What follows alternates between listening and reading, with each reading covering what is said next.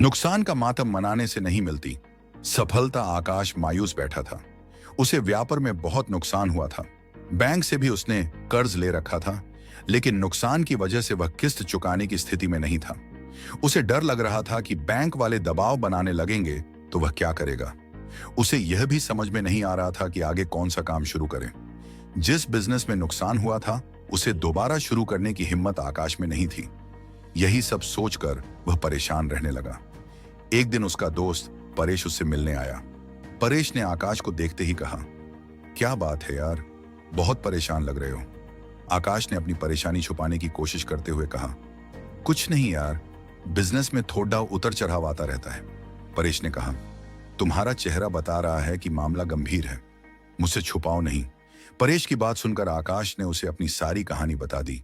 इसके बाद उसने पूछा, मेरी जगह तुम होते तो क्या करते।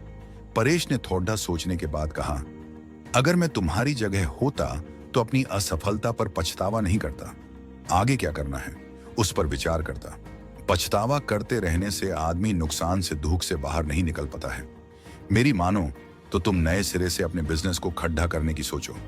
मित्र की सलाह के बाद आकाश ने कहा, तुम बात तो ठीक कह रहे हो, लेकिन मुझ में फिर से वही बिजनेस शुरू करने की हिम्मत नहीं है। इस पर परेश ने कहा, यह सही है कि तुम्हें नुकसान हुआ है, लेकिन तुम्हें तजुर्बा भी मिला है। अगर तुम कुछ नया शुरू करने की योजना बनाते हो तो तुम्हें शून्य से शुरू करना होगा। अगर तुम अपने पुराने काम को नए सिरे से शुरू करते हो तो तुम्हें बहुत ज्यादा होमवर्क करने की जरूरत नहीं पड़ेगी। मेरी राय में तुम्हें नुकसान का मातम नहीं मानना चाहिए। काम को नए सिरे से शुरू करने की प्लानिंग करनी चाहिए। जितना ज्यादा नुकसान के बारे में सोचोगे उतना अधिक तुम अपनी सफलता से दूर होते जाओगे।